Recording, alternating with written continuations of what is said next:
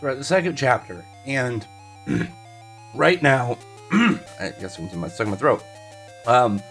Right now, my big question for this series is going to be the question as to what exactly happened with the Kusanagi, because the layout of the story, very easy to understand. Very, very fair structured. Like, the easiest way that I've described, or at least been able to describe the world, is it's kind of like Bleach if the Hollows were visible and the Soul Reapers were like a known thing. Kind of like, I don't know if you combined Bleach and My Hero, not entirely, but a little bit of kind of like the structure between them. Kind of like, you know, how the heroes are, they're way more integrated in society, and the villains are just kind of like way more of a regular problem rather than like their villains are like way more of like a sudden problem than I'd say like a lot of like normal comics. Obviously not all of them, but it's just like how these guys just appear out of nowhere. Like they don't seem as structured for the most part, because we know like outside of them, you know, they're pretty wild. But regardless which, not even getting specifics, but you know what I mean for the structure of, like, again, the name. It's like Doron, or I don't know. I'll get it one day. But either way, the world's easy to understand. We don't know a lot about the powers yet, how the power system works, or bad guy groups and stuff. There's still a lot of obviously stuff we don't know when we're in chapter 2. But the thing for me right now that has the most interest is what exactly happened in Kusanagi's past that made him like this. What exactly happened to this, you know, the weird little creature dude that caused him to, I guess, like humans and like want to help humans and do things for them, which again is clearly very strange and alien for their world. Whereas for, say, you know, throw a rock at some other series, and you know, you might be able to find like, oh well, some of these are good or bad. I guess I already used Bleach. Like, some Hollows are not so bad, where it's like a majority of them are equal. Whereas we don't really know anything about the Mononoke in reality. We only kind of know what we got from chapter 1.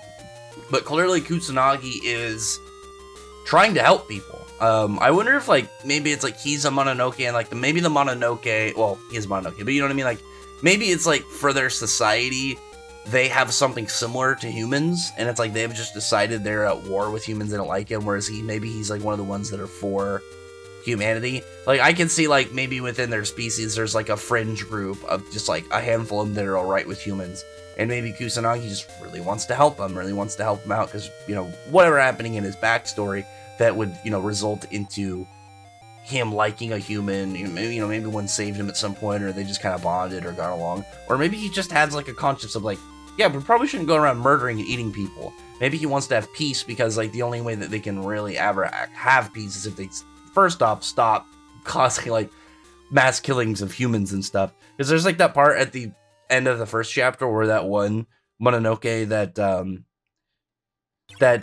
I'm trying to remember the main character, Dora, was like him and the other main character. I was just trying to remember their brand new names, because it's Mario Kaido or Maruo Kaido, and then I think it's Sakaki Dora.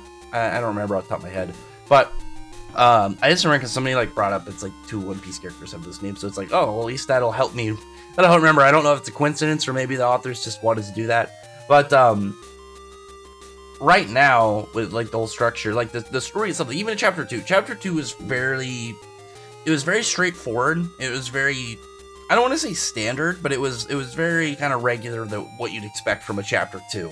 More of a character chapter, and more of a kind of just like, you know, beating another Mononoke. But the value, I think, in it was way more in whatever his kind of like reason is for like what he's doing. Because I'm very interested in like what's going on between him and his species, and like why he specifically is trying to do this. Because like what's really neat about it is you'd expect a character like this, like, oh, you know, rogue against my race, you know, whatever the reason is, whatever the variables are, you'd expect him to be like powerful and more badass, but he looks like he's terrified. He looks like he's like going to die in every scenario that he's in, and he's just like, I have to do this. Like, I have to be able to actually do things. Like, to compare it, because I also already brought up My Hero, think of like how Deku chapter 1 was, where it's like, yeah, I'm not going to be able to accomplish anything, but I mean, like, I can still attempt to do something to help somebody. That's what I just feel like at least is a logical solution for whatever Kusanagi's you know, whatever's driving him to help people and kind of do nice things to people. Well, we did get more displays of like his general shape shifting. We saw him turn into a hat. There were parts where he was like, I think he turned into a bag at one point, but he's like turns into like a hat and like kind of just like hangs out while not a hat. He actually no, what was it? He jumped over into the water. Actually, now that I think about it, to get away when these samurais were coming instead of just transforming. But he can't swim, and I actually really like that he's like this pure-hearted like little creature that really wants to help, but he's just a mess. He seems to just get himself into situations that are absolutely horrible for him and only him, like every single 10 minutes. Like he's like an accident hazard. He just seems like things are gonna go poorly for him. Because like right after that, this one almost Kusanagi, this Mononoke shows up. The two samurai that were there earlier weren't able to defeat it, and Dora was pretty much just had Kusanagi turn that long sword and then throw it like a spear and just completely mad chuck it and pulverize this, I mean, not like pulverize, but pretty much just tear right through this creature and destroy it. And it was just, there was a really neat moment too, because I figured it was going to be one of those ones where it's like they have no idea what happened, who saved them, but like these guys end up seeing Kusanagi and he's like all sweaty, terrified, and he's like, you know, what are you doing? You shouldn't worry about me, you should worry about your friend. And the guy's like, oh no, a Mononoke.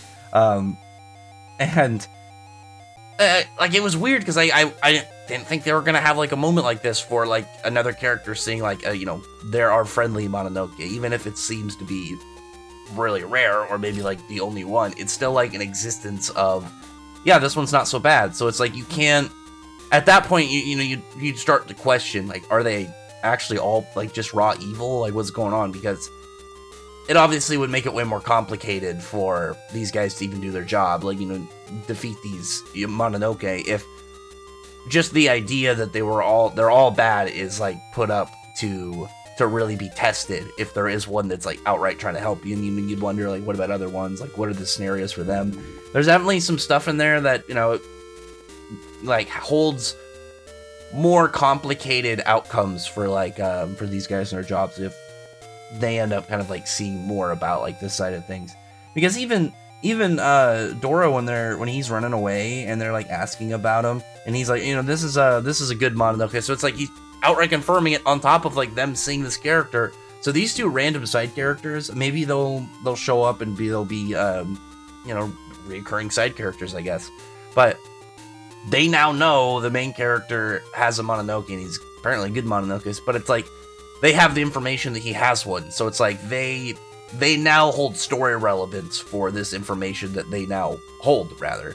It's something that, you know, that they could easily turn over and, you know, get him busted and raided, but it's like, I don't think that's gonna happen, at least at chapter 2, maybe that'll happen down the line. But at the very end of the chapter, there was this moment with, I'm guessing the female lead, because she's like looking down on him like a while later. She's got her sword and she says that you know, she's like, oh, you know, the redhead delinquent and the white Mononoke. So she knows that he has him. So the big question really right now for me is like how the series is really going to transpire, because the stuff that I figured was going to be happening isn't happening. So like it had a very standard structure of events in the first chapter to kind of, you know, get everything kind of set up, you know, understandable and everything whatnot.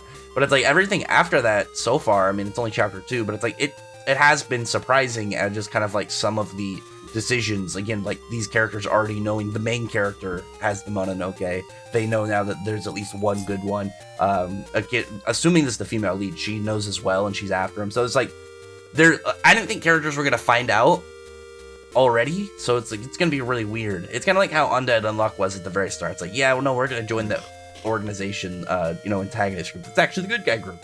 I mean, if you haven't read Undead Unluck, it's like the first couple chapters, so it's not that bad of a spoiler. But anyway, other than that, don't comment below. Thumbs up the video. I have enjoyed this so far. We'll see. Obviously, new series. It's gonna depend on whether, you know, whether it's received or not well enough to get canceled. I'm hoping it doesn't. I like it so far, and I actually do like Kusanagi. So far, I find him the most interesting. I mean, we only really have, like, what, like 2.5 characters. We have the main character of Kusanagi and then this girl. I only counted her as half because she hasn't really done anything yet, but clearly she's going to be an important character. But, as of right now, I actually am very intrigued on, like, what Kusanagi's whole backstory is and like what's going on with him. But anyway, other than that, comment below, thumbs up the video, but friend, like, subscribe, check out my other videos. But I appreciate it. Sorry, subscribe. Thank you all for listening. Bye.